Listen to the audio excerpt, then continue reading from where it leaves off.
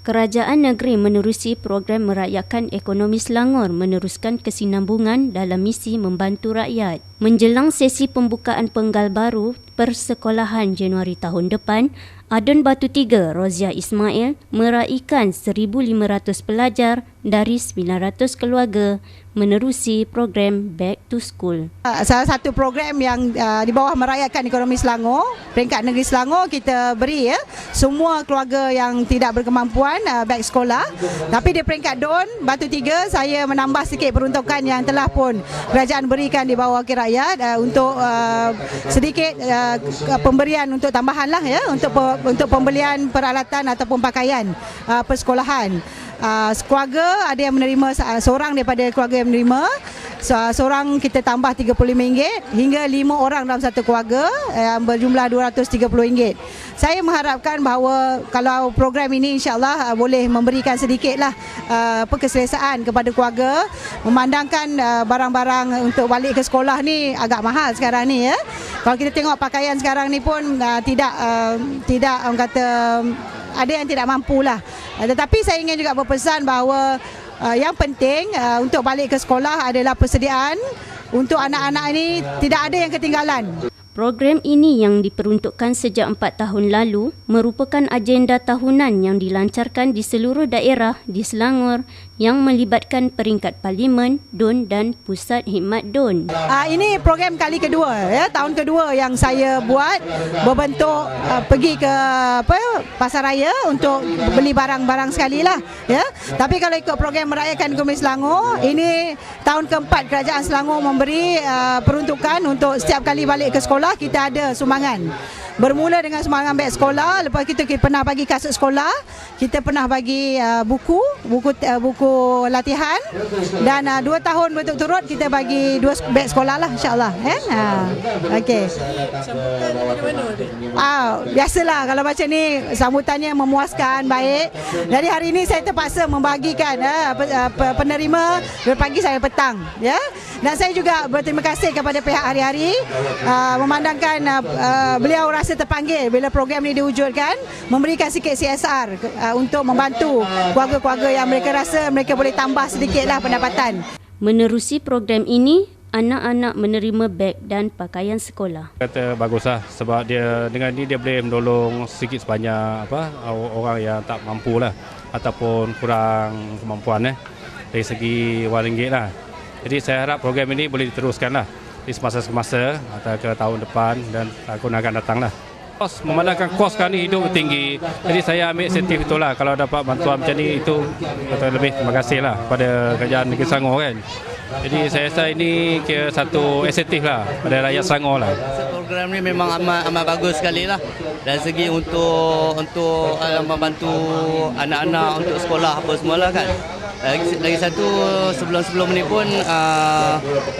ni pun memang saya pun tak pernah dapat lah apa-apa, baru sekarang lah baru dapat dia punya bantuan untuk anak sekolah. Banyaklah lagi program-program yang lebih baik lah daripada sebelum ni lah. Satu lagi saya harap program ni akan berterusan lah ataupun lebih banyak lagi program-program yang lebih untuk inilah daripada program merayakan ekonomi Selangor.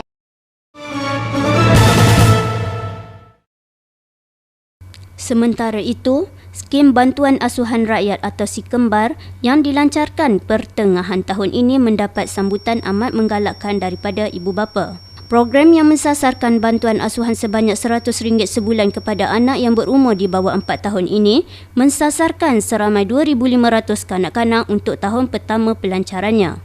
Menurut Esko Kebajikan Hal Ehwal Wanita Sains, Teknologi dan Inovasi, Rozia Ismail, SiKembar merupakan salah satu usaha membantu seluruh rakyat dari pelbagai lapisan umur untuk menjadikan Selangor sebuah negeri idaman, maju, sejahtera dan berkebajikan. Program SiKembar adalah salah satu program meraihkan ekonomi Selangor yang mana kita menjanjikan ataupun memberikan kepada anak-anak yang di bawah 4 tahun ke bawah untuk masuk ke taska dan dibantu sebanyak RM100 tiap-tiap bulan Kalau ini kita bagi bantuan kepada keluarga yang berpatah 1,500 ke bawah kalau dia anak tidak melebihi 2 orang, kalau 2,500 ke bawah kalau melebihi 3 orang lah Dan program ini juga untuk memastikan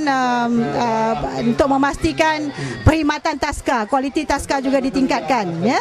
Jadi buat masa ini penyertaan kita nampak bila adanya program Kes Gembar ni, ramai yang pengusaha taska yang di dalam lingkungan kebajikan masyarakat yang masih belum dapat lesen telah pun berusaha untuk pergi mendaftarkan diri, mendapat prosedur yang baik, yang betul untuk mereka boleh menerima bantuan kerajaan. Menurut Roziah yang juga adun Batu Tiga, kerajaan negeri telah memperuntukkan RM3 juta untuk menjayakan program Si Kembar setiap tahun. Jadi ini adalah bantuan kerajaan yang ke-23, ya. Kalau ikutkan sasaran kita, janji kita dulu, kita nak bagi setiap anak yang layak RM75. Tetapi bila kita lihat kos untuk penjagaan ini tinggi, kita bagi RM100, ya. Kenapa program ini dibuat? Sebab kita tak mahu ada keluarga yang meninggalkan anak-anaknya dijaga oleh ahli-ahli keluarga saja, ya, abang atau kakak aja. Kita pentingkan keselamatan anak-anak, jadi kita galakkan mereka meletakkan anak-anak di institusi taska. Selalunya mahal, jadi sebab tu kita subsidi RM100. Tindakan Perdana Menteri Datuk Seri Najib Razak memohon maaf kepada rakyat baru-baru ini tanpa menyertakan bentuk kesalahan beliau serta pemimpin-pemimpin negara lakukan sejak lebih 55 tahun memerintah negara memperlihatkan kebimbangan Barisan Nasional berhubung nasib mereka menghadapi pilihan raya umum ke-13 akan datang. Ahli Parlimen Kuala Selangor merangkap Ahli Jawatan Kuasa PAS Pusat, Dr. Zulkifli Ahmad berkata, sudah tiba masanya rakyat menghukum UMNO BN dalam pilihan raya akan datang. Bersediakah UMNO menerima bahawa antara lainnya dari 3 juta hektar tanah Rizal Melayu hari ini hanya tinggal 1,3 juta, bermakna 1,7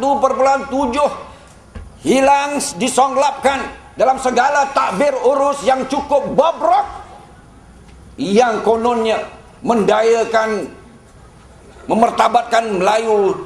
Bahkan sebenar-benarnya segala-galanya yang sebaliknya, tuan-tuan. Mana nak cari balik 1,7 juta hektar tanah Rizal Melayu yang sepatut-patutnya digantikan. Pengakuan itu mesti dibuat kepada seluruhnya orang Melayu. Kalau benar beliau mau memohon maaf, itu cerita lama, tuan-tuan. Bersekali dengan itu juga cerita yang Najib Tun Razak sendiri dedahkan, bahawa 54 bilion ringgit Malaysia daripada saham-saham orang Melayu lenyap, disonglap oleh orang yang bernama Datuk Seri, Tan Sri, Datuk dan segalanya. Disebut sendiri oleh Najib Tun Razak. Apakah pengakuan jenayah itu bersedia UMNO iktiraf sebagai antara lainnya untuk wabayanu, menjelaskan apa dosa mereka, supaya tuan-tuan dapat membuat keputusan. Bersediakah tuan-tuan memberi maaf kepada mereka? Hampir 12 bilion, lebih sebenarnya 16 bilion maaf. Ya, seluruhnya daripada penjanaan kekayaan ketika tersenarainya Felda Global Ventures berhak, ya. Tetapi yang diberikan kepada 112,636 peneroka itu hanyalah bersamaan dengan hanya 810 saham saja, yang hari ini harga saham itu di bawah par value, di bawah harga ketika dia disenaraikan. Sementara kroni-kroninya mendapat segala kekayaan dan kemewahan dalam penjanaan ataupun persenaraian Felda Global Ventures. Satu pengkhianatan UMNO jelas ketika mana mereka melafazkan bahawa mereka mau mendayakan, kononnya memperkasakan, saya tak suka istilah tu tuan-tuan tapi saya guna juga, orang Melayu ini, memertabatkan orang Melayu ini. Pada waktu yang sama, inilah dia parti yang mengorbankan. Bayangkan tuan-tuan, kami sebutkan dalam Dewan Rakyat, seandainya kalau diberikan bukan 2,5%, berilah lebih sikit daripada itu, kita boleh mendayakan dan memperkayakan sedikit peneroka-peneroka yang disebutkan tadi 112,000 lebih. Tetapi pensenaraian itu bukan tujuan untuk mendayakan umat Melayu, bahkan sebaliknya menggunakan umat Melayu untuk kepentingan kekayaan kroni-kroni.